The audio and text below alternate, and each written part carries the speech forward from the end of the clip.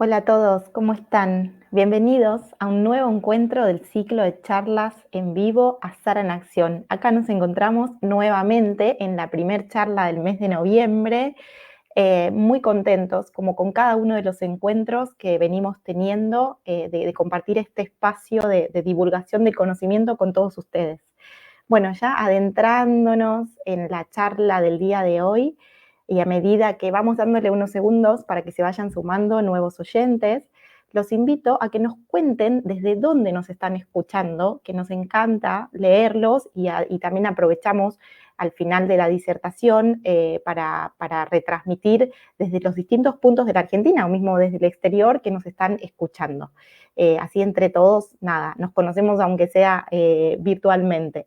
Bueno, también los invitamos a que vayan dejando sus comentarios y las preguntas que les vayan surgiendo a medida que vaya transcurriendo la disertación. Así se las podemos retransmitir al conferencista en un espacio especialmente destinado para preguntas y respuestas luego de que dé su conferencia. Bueno, ahora entonces sí, lo voy a presentar al invitado del día de hoy. Él es el doctor Federico Agnolin, es investigador del Laboratorio de Anatomía Comparada y Evolución de los Vertebrados del Museo Argentino de Ciencias Naturales Bernardino Rivadavia, CONICET, y también es investigador de la Fundación Azara y de la Universidad Maimónides. Su charla se titula Descubriendo nuevas especies fósiles y vivientes en el siglo XXI. Bienvenido, Federico, y muchísimas gracias por sumarte a Azara en Acción. Bueno, muchas gracias, Analía. Hola, amigos y amigas. Bueno, justamente les voy a charlar hoy sobre descubrimientos de nuevas especies que ocurrieron en estas apenas 2 décadas que van del siglo XXI. Agarré simplemente algunos tópicos y algunas cuestiones que me parecieron interesantes, pero sepan que hay mucho más de lo que yo les voy a mostrar acá. En primer lugar, lo que les quiero mostrar es que el número de especies que habitan el planeta justamente los cálculos varían, pero se ronda más o menos las 11 millones de especies de animales, de vegetales y demás, de las cuales conocemos apenas 1,5 millones, 1.800.000, es decir, apenas conocemos un 10% de las especies que hoy en día existen en el planeta Tierra. Es decir, tenemos mucho por hacer. Acá hay algunos cálculos más o menos para que vean cómo se distribuye la cantidad de especies animales, vegetales y de plantas.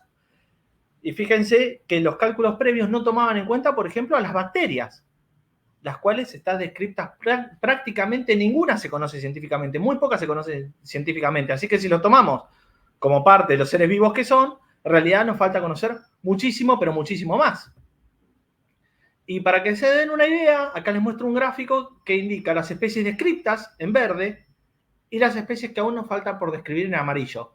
Fíjense que en el caso de los insectos, la flecha indica que todavía nos faltan conocer muchísimas, pero muchísimas más. Pero bueno, ¿qué es una especie? Primero y principal, ya que vamos a hablar de nuevas especies. Bueno, en realidad los científicos no se ponen de acuerdo, todos siguen discutiendo. Acá vamos a tratarlo de manera más o menos coloquial, diciendo que una especie va a ser un conjunto de organismos que se diferencian de los demás, ya sea en el aspecto externo, en el aspecto morfológico, en el aspecto genético, en cualquier aspecto. Digamos una comunidad bastante cerrada de organismos que sean más o menos parecidos, para que nos entendamos cuando vayamos hablando. ¿Y por qué es importante describir una especie? Uno de los primeros que se dio cuenta de esto es el famoso Linneo, que estableció la clasificación moderna de las especies y cómo nomenclarlas, cómo nombrarlas. Él es el que establece los dos nombres científicos que son Homo sapiens, Canis familiaris, es decir, las especies se nombran con dos nombres. El primero del género, el segundo especie. ¿Y para qué hizo esto? Él estaba intentando clasificar cargamentos con diferentes vegetales que venían al puerto, diferentes tipos de té, diferentes tipos de especias, y para saber qué tipo de té, qué tipo de planta venía, dijo, acá hay que armar algún sistema para poder clasificarlo. Y es así que empiezan a armar los sistemas de clasificación modernos. Y lo que quería hacer Linneo era justamente abarcar la totalidad de los seres vivos y poder clasificarlos. Entonces, digamos, la primera respuesta a esto es que es importante para saber qué es lo que tenemos. Eso en primer lugar, qué seres vivos hay.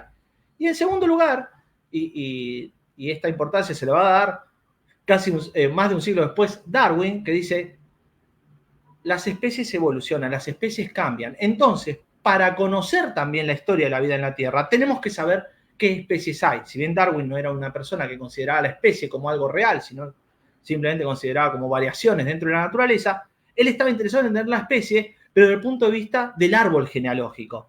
Y desde ese primer árbol que idea Darwin, hasta hoy en día tenemos una complejidad demencial. Fíjense lo que es un árbol de la vida de hoy en día, con diferentes grupos, bacterias, diferentes linajes que en el momento de Darwin no se conocían o apenas. Y es así que nosotros entonces queremos conocer las especies no solamente para catalogarlos, sino también para entender su historia y también entender la misma historia del mundo. E incluso poder saber acerca de la diversidad del planeta. Fíjense, acá yo les marco los hotspots de especies, es decir, los grandes lugares donde hay una gran diversidad de especies en el mundo. Y fíjense que nosotros en Argentina tenemos la suerte de contar con aproximadamente unos 3. La selva atlántica, la selva misionera, para decir de alguna manera. Por otro lado, parte de los Andes del norte, las yungas, y la selva valdiviana. En esos lugares se acumula una enorme cantidad de especies que nosotros tenemos que catalogar y tenemos que conocer.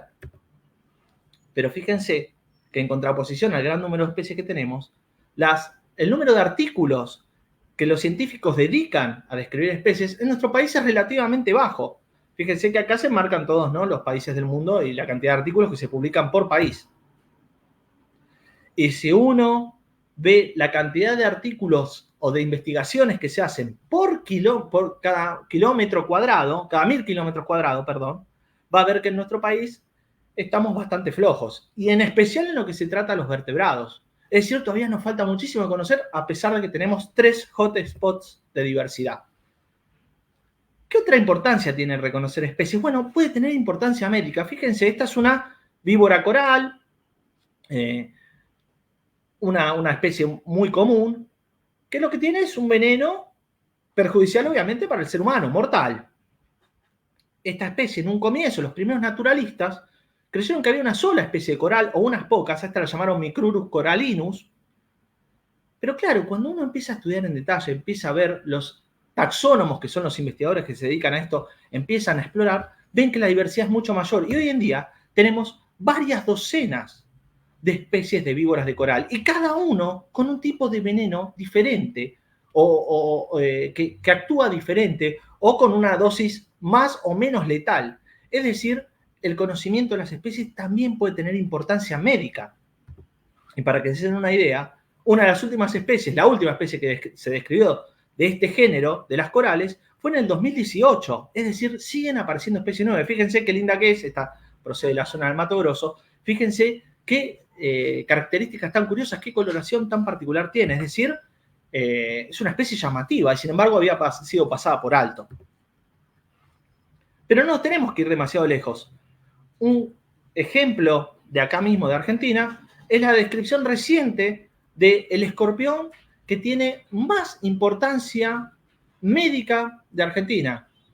Hasta ese momento se lo conocía como Titius trivitatus, pero hoy en día sabemos que esa especie ya no existe más en Argentina y es Titius carrilloy. Es decir, recién en el 2021 sabemos que la especie de escorpión que más accidentes ocasiona en Argentina no tenía nombre y era una entidad nueva y distinta de las demás, que además tiene un veneno diferente. Entonces, esto es de gran importancia. Pero no solo, digamos, la utilidad de reconocer especies puede residir en cuestiones médicas o cuestiones que tengan una utilidad real, una utilidad en sí, sino también podemos conocer la historia de un lugar. Fíjense lo que sucede en la zona de Teyucuaré, en Misiones. Este tipo de ambiente es muy particular y recuerda muchísimo a los ambientes más abiertos, al famoso Cerrado de Brasil. Pero en esta localidad tenemos un pequeño parchecito que luego de que fue estudiado brindó una enorme cantidad de especies endémicas, es decir, de especies que viven solo en esa zona, en ese parche de Cerrado en Misiones. Fíjense las plantas que se están describiendo ahí a partir del 2014 y año tras año esta localidad nos brinda novedades. ¿Y qué nos dice esto? ¿Por qué hay un parchecito del Cerrado acá si hoy en día, como pueden ver en este mapa, el Cerrado no se encuentra en la provincia de Misiones? Bueno, nos está hablando que en el Pleistoceno, es decir, hace unos 20.000, hace unos 10.000 años, el cerrado estaba más ampliamente distribuido. Este ambiente era mucho más amplio. Todo lo que es Sudamérica sufría de grandes sequías, menores temperaturas. Entonces, eso permitía que el cerrado, que es un ambiente relativamente seco, estuviera más ampliamente distribuido. Hoy en día, con el avance del clima más cálido y húmedo, la selva misionera avanzó sobre el cerrado y dejó ese parchecito aislado. Y lo dejó aislado tanto tiempo que permitió que se desarrollaran especies únicas que solo se encuentran allí en todo el mundo. Y lo mismo podemos ver con este hermoso ejemplo de lo que podría llamarse una isla biológica, que es la localidad de Tres Cerros, en el norte de Corrientes. Fíjense cómo esta localidad, que tiene una vegetación distinta a los grandes pastizales que la rodean, también conserva un montón de endemismos, de especies únicas que quedaron allí. En un momento en que las arboledas, estos ambientes más boscosos, cubrían toda la zona, las especies pudieron llegar hasta esta isla biológica. Luego, cuando eso se retrae y se rodea de pastizal, las especies quedan ahí aisladas y evolucionan y cambian. Y ahí tenemos especies de escorpiones únicas que se encuentran en esta zona, especies de tarántulas e incluso una especie de geco, un pequeño geco, una lagartija, que solo se encuentra en esta región. El reconocimiento de especies o la búsqueda de especies tiene que ver, como vemos ahora, con el pasado en muchos casos. Y en este caso, nosotros hemos llevado adelante algunas investigaciones que nos muestran que muchas de las frutas que hoy en día consumimos y de las plantas que hoy en día vemos, en realidad eran consumidas por fauna del pasado, por fauna que se extinguió hace unos 10.000 años, como los megaterios, los gliptontes y demás. Toda esta extinción, está muy buena una frase que dice un investigador que dice, en realidad lo que pasó fue que todos estos animales de la era del hielo se extinguieron, pero las plantas que comían no se dieron cuenta y siguieron existiendo.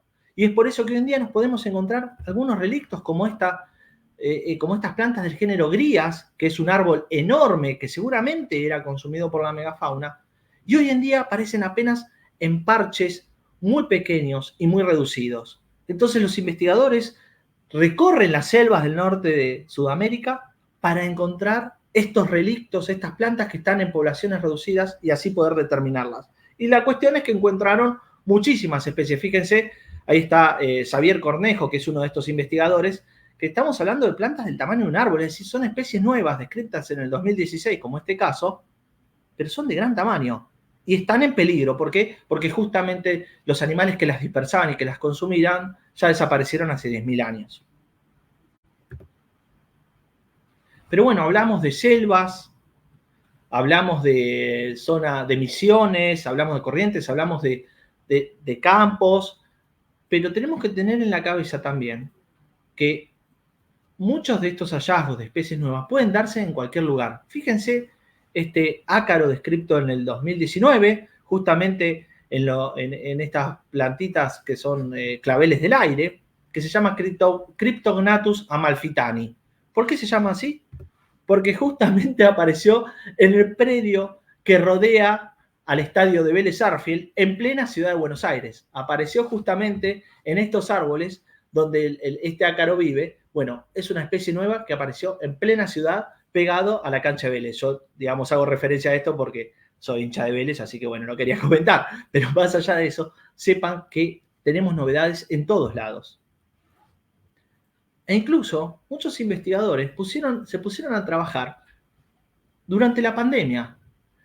El famoso COVID-19, lo que hizo fue que los investigadores tal vez se pusieran a investigar en sus propios jardines, en sus propias casas, a ver qué encontraban. Y, por ejemplo, unos especialistas franceses en gusanos planos, como es este caso, descubrieron una especie nueva en el jardín de sus casas en Francia. Fíjense que el segundo nombre de la especie es Covidum, ¿no? Justamente por el COVID. Estaban encerrados en su casa, decidieron explorar y encontraron esta especie nueva que pertenece a un grupo que es del sudeste asiático y apareció en Francia. ¿Por qué? Porque justamente había llegado con plantas importadas al jardín y ellos lo encontraron en Francia a pesar de que el origen de la especie es de Asia. Pero, estas investigaciones también nos hicieron a nosotros mismos ponernos a investigar. Y nos pusimos a investigar justamente en los patios de las casas que teníamos acá en la ciudad de Buenos Aires.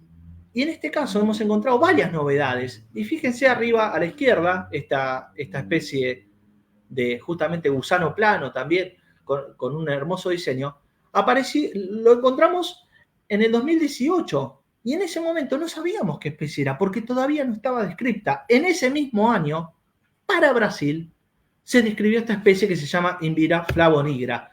Y fíjense dónde vive. Vive en los márgenes de Brasil. Y nosotros lo encontramos acá en un jardín de Buenos Aires. Es decir, esto mismo que les ocurrió a los franceses nos pasa también a nosotros. Muchas especies llegan con las cargas que tenemos en los jardines. Pero podemos encontrarnos una especie nueva o no descripta. Nosotros en ese momento no lo sabíamos, no la habíamos podido determinar, porque claro, todavía no estaba determinada, todavía no estaba descripta, no tenía nombre. Recién ocurrió esto en el 2018.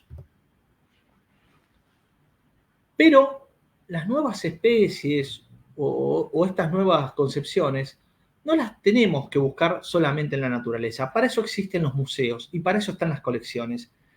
Y esto es importante resaltarlo porque estamos en un momento en el cual las colecciones en muchos casos están siendo cuestionadas. Hay gente que dice, bueno, pero ¿para qué sirve acumular insectos viejos o plantas viejas? Bueno, sirve y mucho. ¿Por qué? Porque desde allí podemos estudiar, los investigadores pueden estudiar la diversidad que existe en el planeta.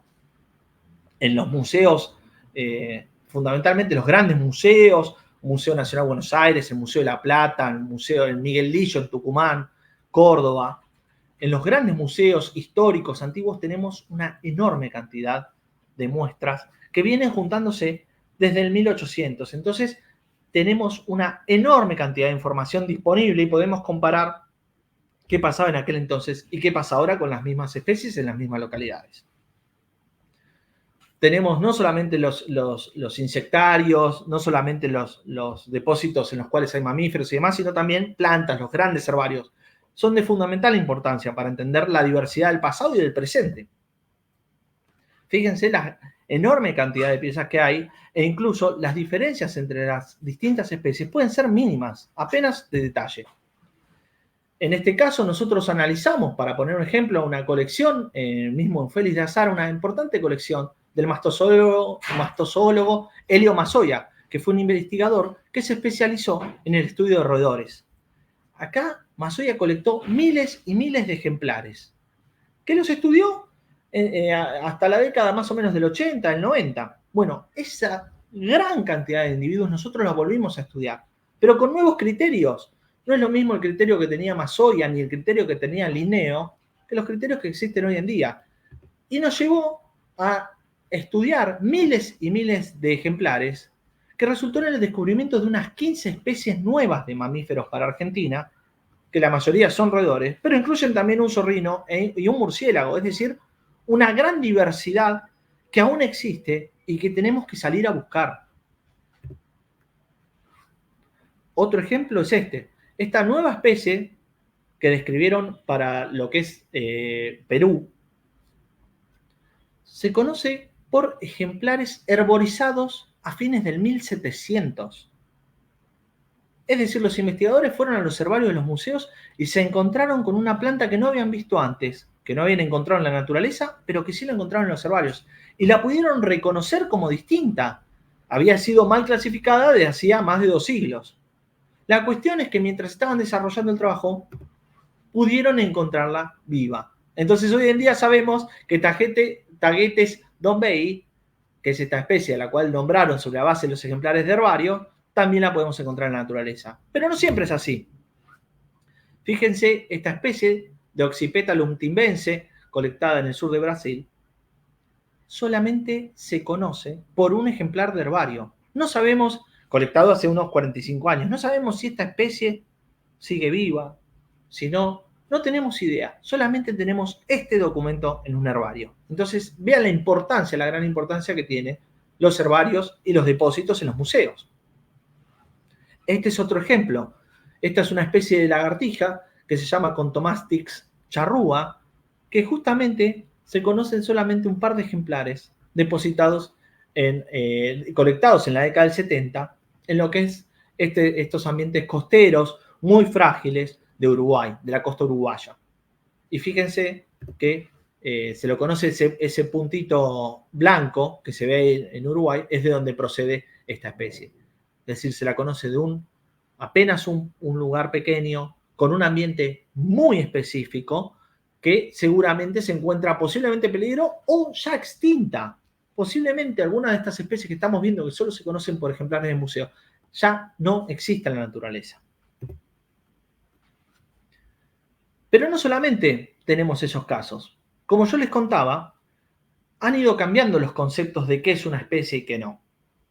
En el caso de este animalito, que se le conoce como serafín del platanar, un nombre medio complejo, que es pariente de los osos hormigueros, y se llama Cyclopes didactylus, los investigadores lo conocían muy bien y pensaban que se distribuía en gran parte de Centroamérica y Sudamérica, incluso México, y fíjense que esa es la parte, lo que está marcado en verde era lo que se pensaba que se distribuía la especie, una enorme distribución. Bueno, recientemente, cuando se pusieron a estudiar en detalle la distribución y el aspecto de este animal, se dieron cuenta que en realidad existían varias cosas que se separaban tanto desde el punto de vista genético como desde el punto de vista del aspecto externo del animal. Entonces, lo que era una sola especie, ahora son al menos 6 o 7 especies distintas. Es decir, había una diversidad oculta que recién se reconoció hace un par de años. Y lo mismo podemos decir con un animal muy conocido por todos nosotros, que es la tararira, la famosa tarucha, este pescado carnívoro común en la región pampeana. Bueno, en ese momento, fíjense, hasta hace poquito, se pensaba que este animal se distribuía de Centroamérica hasta la región pampeana. Se lo llamaba Oplias malabaricus y el primer ejemplar había aparecido en Surinam. Los investigadores pensaban que se trataba de una sola especie. Bueno, estudios en mayor detalle demostraron que no, y que al menos había unas 7 especies distintas que podían ser asignadas a tarariras y que estaban entremezcladas. Y lo más extraño es que la tarucha común, la tarucha que encontramos cuando vamos a pescar, era una especie que no tenía nombre. Es decir, recién se le puso nombre hace 2 años, Oplias argentinensis. Esta especie, la tararira que pescábamos todos y que comíamos, bueno, hasta este momento no tenía nombre, hasta hace nada. Y como les mostraba, no solamente, digamos, tenemos casos de especies pequeñas y demás, sino también de animales de gran tamaño. Fíjense que si es fácil o relativamente frecuente encontrar una especie en tierra firme, bueno, en el mar, imagínense, conocemos poquísimo de las especies marinas. Y en este caso fueron observadas, creo que por el 2017, por ahí, unos individuos de cetáceos que pensaban, los investigadores cuando los vieron, dijeron, bueno, tal vez estamos con una nueva especie, pero no pudieron colectarlo hasta que un ejemplar varó y ahí pudieron sacar una gran cantidad de datos. Y se dieron cuenta en el 2019 que estaban con una nueva especie de cetáceo, de gran animal. Fíjense la diferencia que tiene la especie A, que es la nueva especie, Berardius minimus, que tiene un tamaño mucho más pequeño que las otras especies del género y que incluso también tiene un hocico relativamente corto, apareció en el 2019. Es decir, teníamos una especie de cetáceo que no conocíamos. Y como este caso, hay varios otros. Imagínense, si no conocemos un cetáceo, un insecto o cualquier otro animal.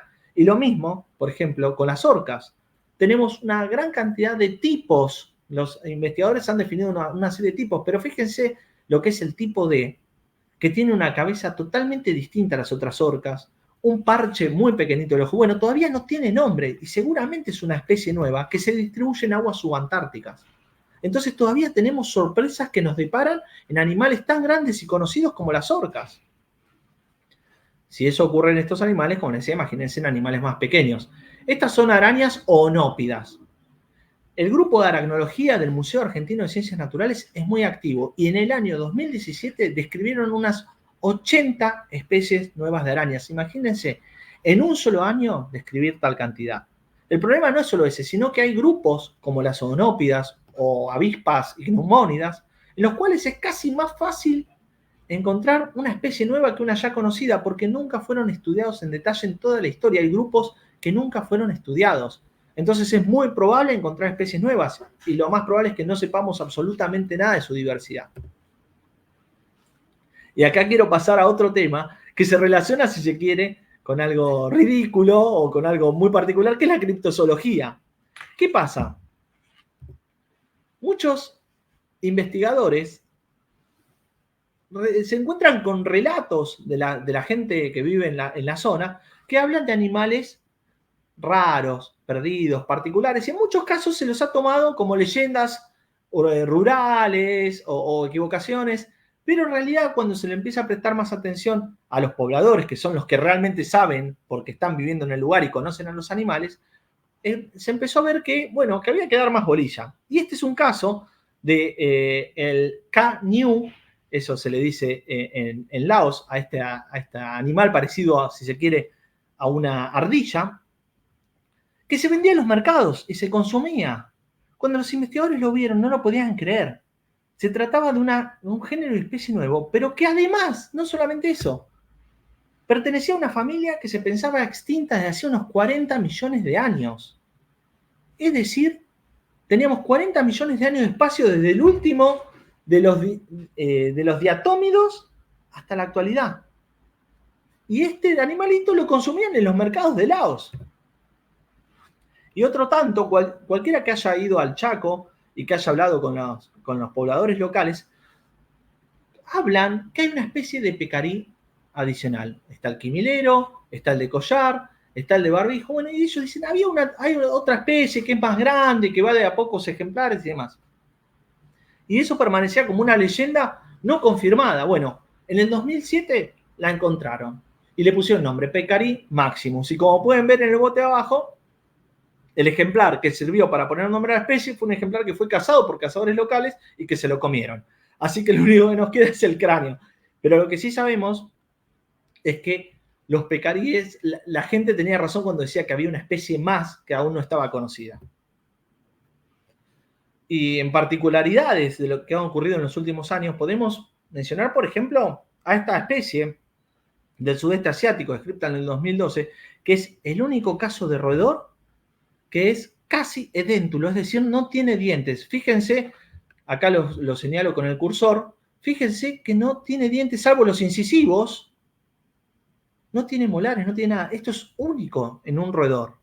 Y se descubrió recién en el 2012. Y lo mismo con esta especie de musaraña, que fíjense lo que tiene alrededor de la columna vertebral. Fíjense, acá hay otras ilustraciones. Fíjense toda esta protección que tiene. Justamente se trata de una especie de musaraña que tiene todo ese estuche, que lo protege. Cuando uno se hicieron cálculos y una persona de 70 kilos puede pararse sobre esta pequeña musaraña, y la musaraña no siente nada. Gracias a estos refuerzos soporta un gran peso. Entonces, nada, nos estamos encontrando con grandes novedades en estos últimos tiempos. Y como les decía, si esto se entierra, imagínense en lo que es el mar. En este caso es el buque Puerto Deseado, que es el buque que CONICET utiliza para las travesías pesqueras, para explorar el mar argentino fundamentalmente a grandes profundidades. Y es ahí donde sacan, fíjense, la cantidad de especies de peces abisales y muy particulares que tiene. Bueno, obviamente cada exploración con este buque nos llena de novedades. Pero en este caso, una novedad que les quería mostrar, esta especie de molusco bivalvo que apareció a unos 1000 metros, 800 metros de profundidad. ¿Qué tiene de importancia esta almeja? Justamente que esta almeja vive exclusivamente en los que son las fumarolas. Estos ambientes tan particulares que solamente hay especies adaptadas profundamente a este tipo de ambiente que no se encuentra en ningún otro lado del mundo, ni en ningún otro lado. Gracias a este bivalvo sabemos que tenemos fumarolas en el mar argentino, aunque nunca las pudimos encontrar. Sabemos que existen porque este bivalvo solo vive ahí. Entonces, cuando tiraron la red y sacaron la almeja, dijeron, bueno, sabemos que hay fumarolas. ¿Dónde y cómo? Tenemos que buscarlas. Es muy difícil buscar a tal profundidad, pero sabemos que existen.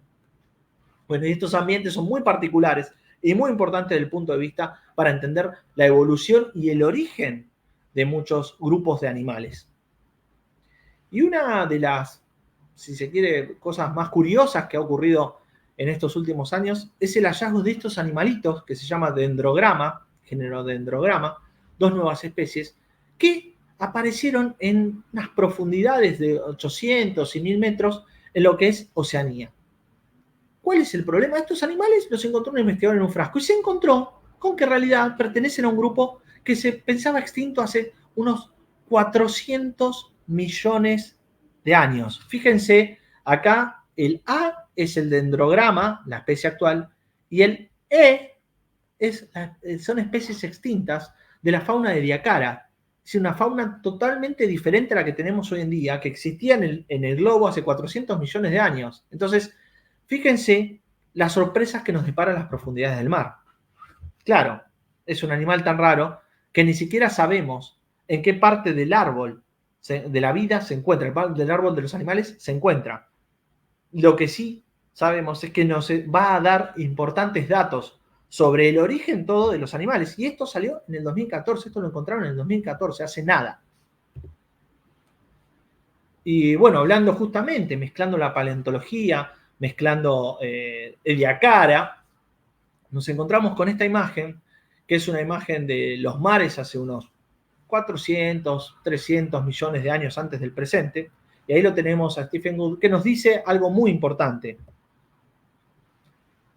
Que nosotros tenemos en la cabeza, si se quiere, como parte del conocimiento popular, los árboles evolutivos que son así, de este modo. Son como conos en los cuales la vida se va diversificando. Pero él dice, ojo, porque todos estos animales tan raros que teníamos hace tantos millones de años no se corresponden a los que existen hoy en día. Entonces, en realidad, tal vez no tengamos un cono de esta manera, sino tal vez un cono invertido o, como ilustra de este lado, una especie de arbusto.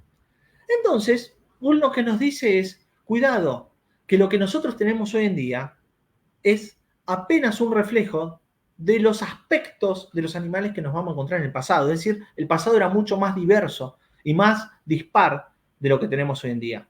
Entonces, imagínense si todavía nos falta conocer tanto de los animales vivientes, lo que nos falta de los fósiles. De los fósiles es una locura lo que nos falta. Fíjense, estas son especies que se encuentran en peligro de extinción hoy en día.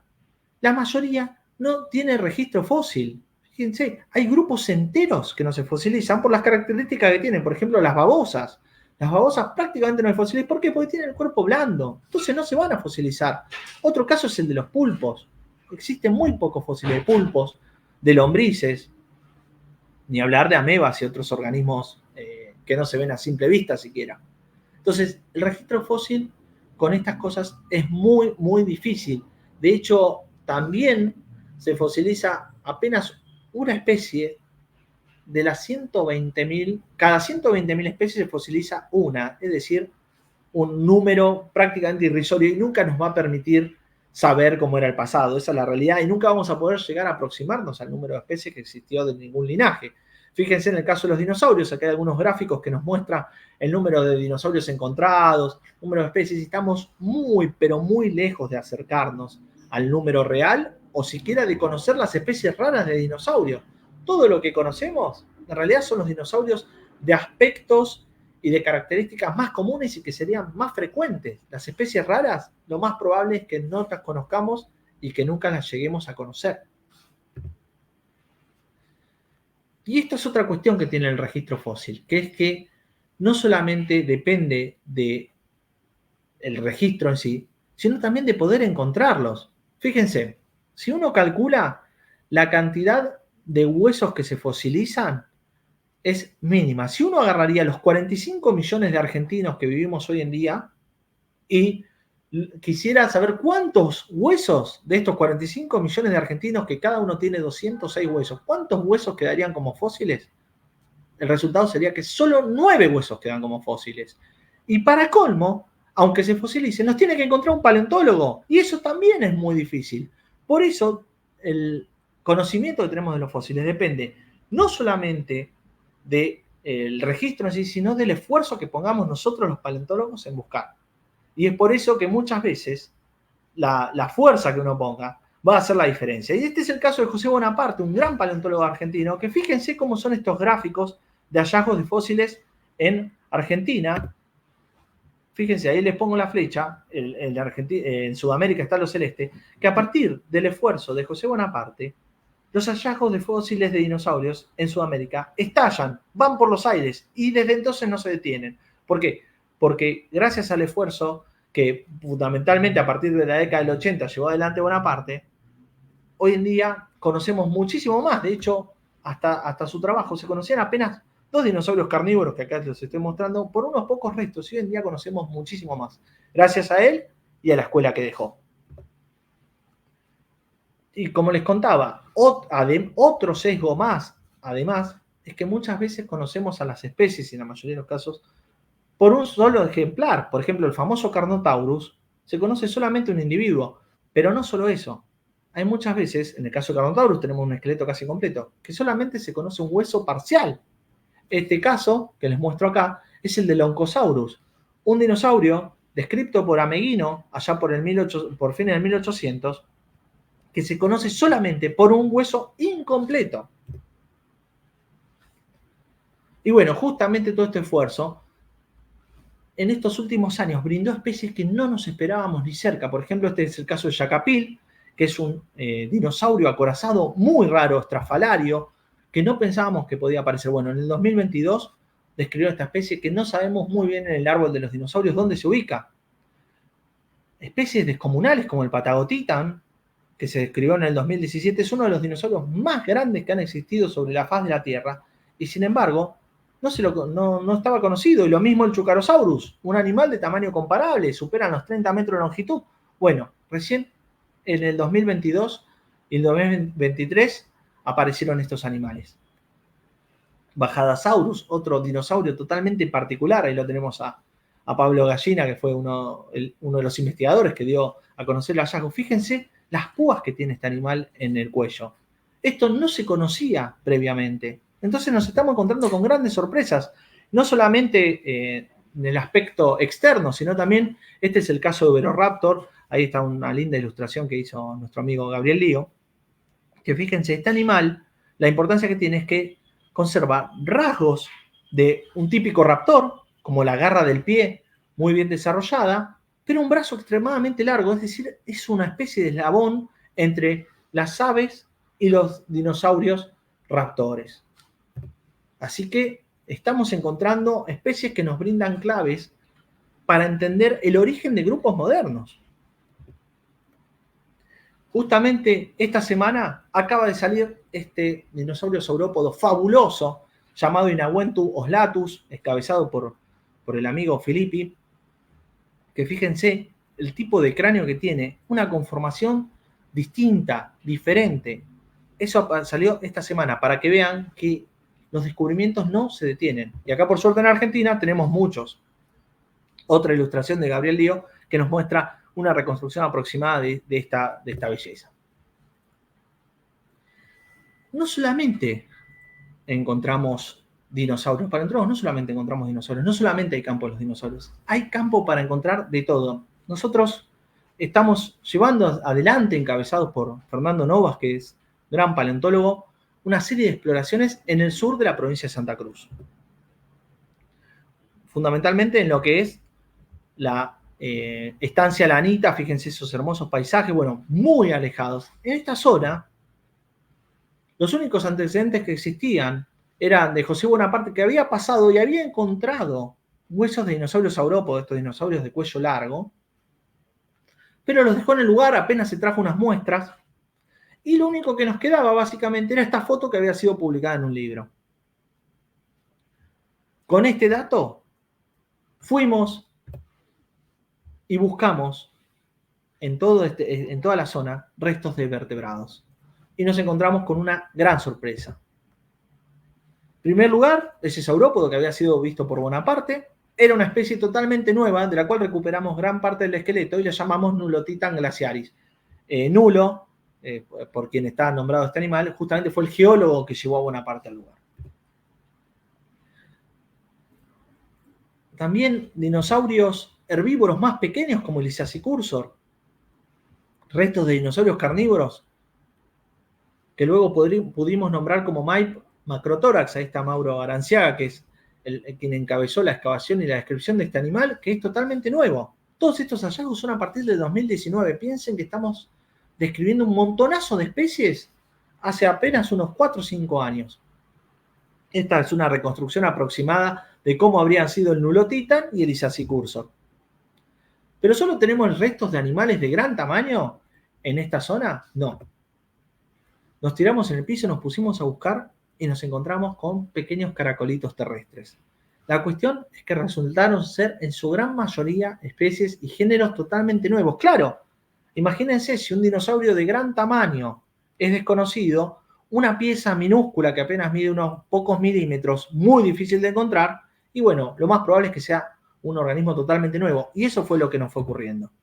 Encontramos pequeñas víboras, ranas, tortugas, e incluso los restos de la quijada de un efenodonte, que son unos reptiles que hoy en día solo viven en Nueva Zelanda, fíjense que ahí está en rojo,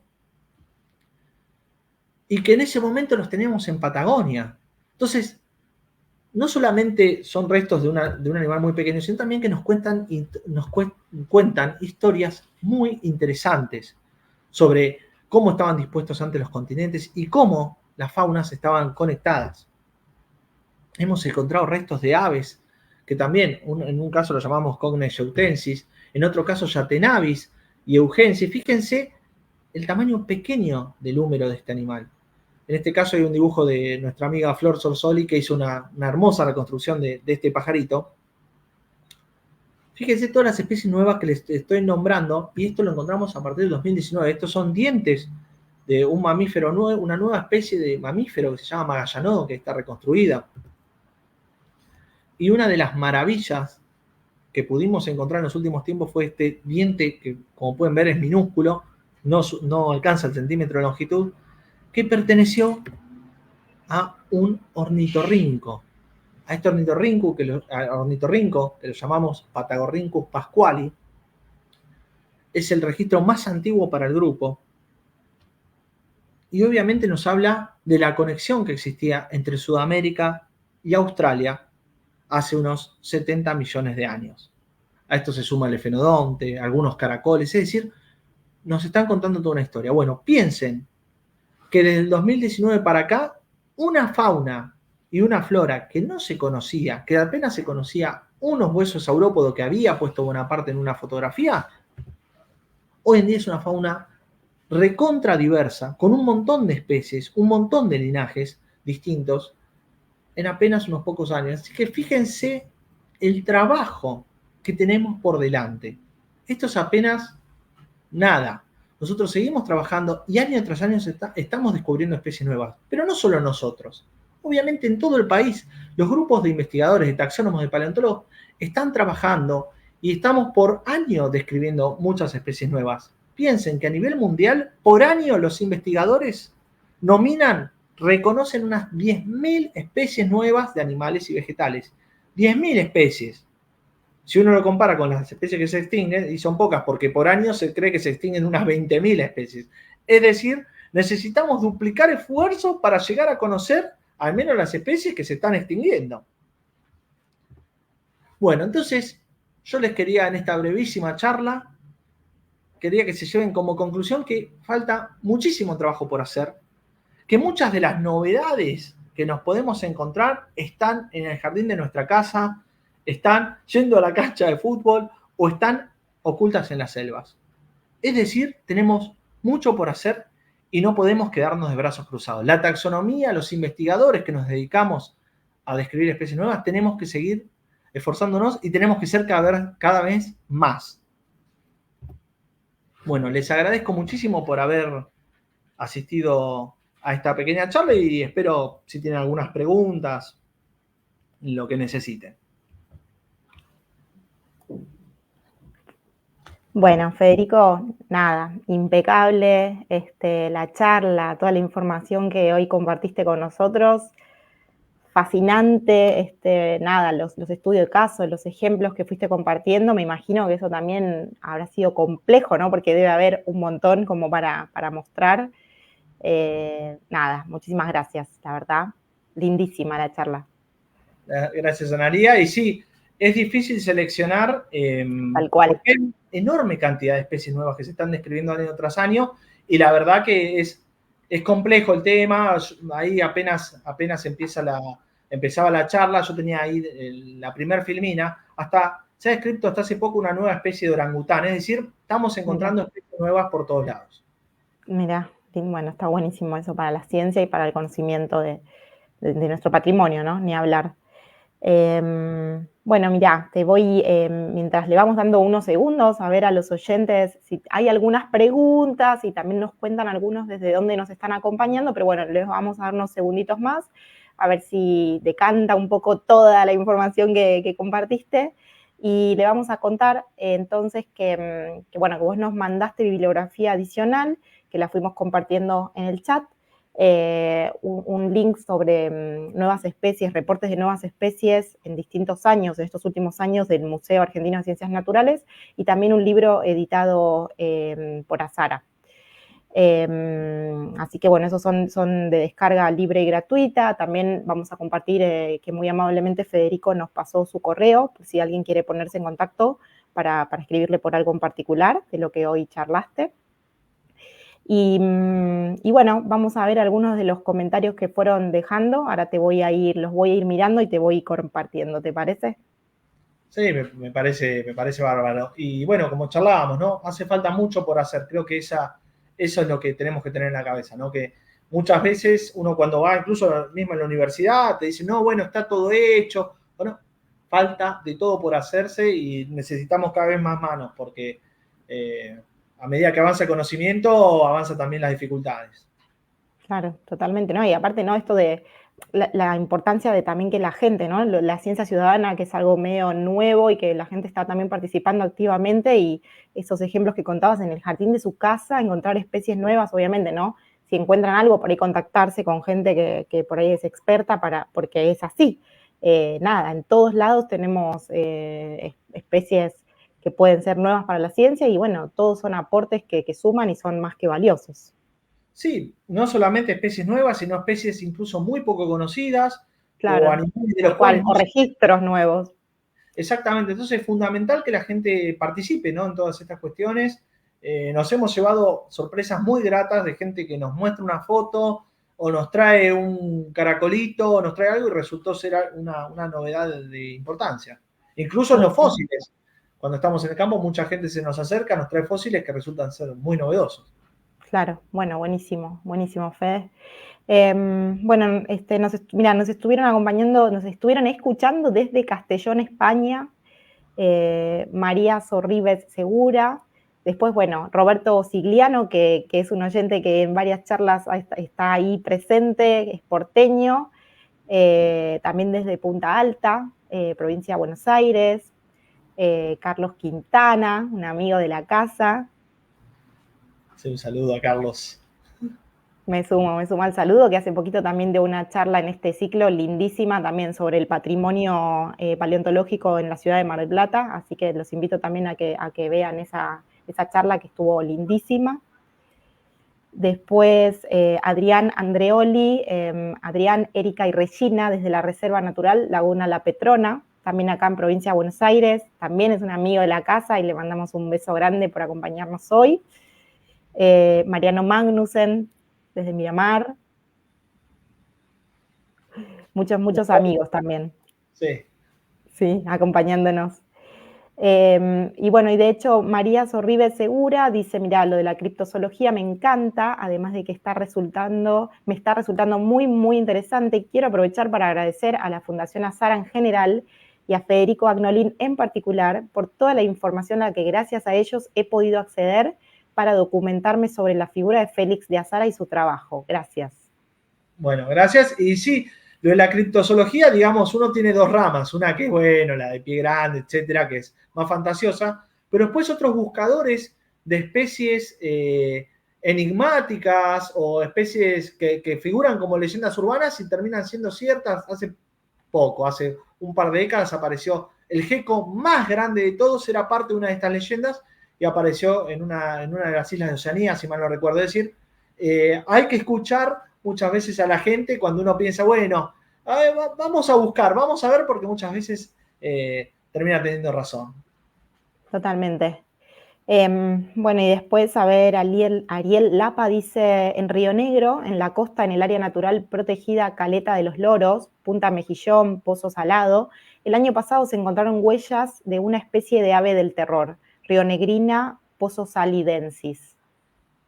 Sí, bueno, esas huellas son las primeras que aparecieron en el mundo de este tipo de aves, que son, bueno, muy particulares, únicas de Sudamérica, y fue un hallazgo a nivel mundial. Ya se conocía, la gente del lugar ya los conocía nuevamente, ¿no? Nos metemos en lo mismo. La gente del lugar, los guardaparques, los lugareños ya conocían estas huellas, las encontraban, y bueno, recién ahora pudieron darse a conocer. Un hermoso hallazgo, la verdad que la preservación además es divina.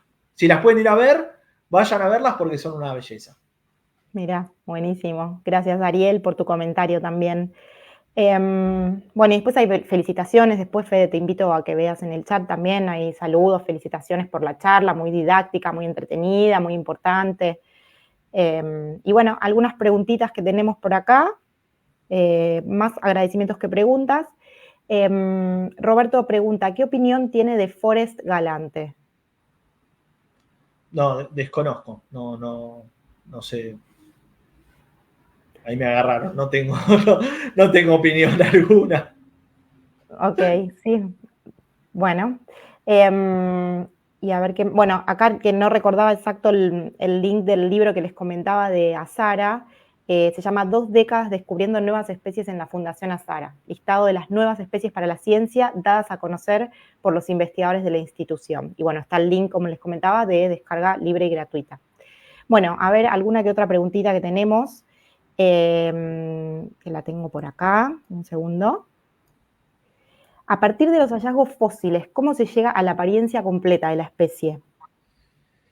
En muchos casos, o sea, es una mezcla de reconstrucción artística y de ciencia. En muchos casos, si tenemos un par de piezas, digamos, nosotros lo que hacemos es lo que se llama anatomía comparada, es decir, comparamos el hueso que tenemos y nos fijamos a ver a qué especie se parece más. Cuando nos acercamos lo suficiente, decimos, bueno, no sé, este fémur es igual al fémur de un ser humano. Bueno, entonces concluimos que el animal o era un ser humano o era algo muy parecido. ¿Qué pasa? Las reconstrucciones en general que se ven, aunque sean, digamos, apoyadas por investigadores, son una recreación artística para mostrar al público general cómo se parece, a qué más se podrían parecer las especies extintas. Pero no tienen, digamos, un valor científico de importancia. O sea, nosotros, cuando, no sé, publicamos un nuevo dinosaurio y se conocen apenas 3 vértebras, supongamos, nosotros nos enfocamos en esas vértebras. Después la reconstrucción que sale en los medios y demás es sencillamente para mostrar más o menos cómo es el dinosaurio. Porque imagínate, si ponemos 3 vértebras así, la gente mira y dice, ¿qué es esa porquería?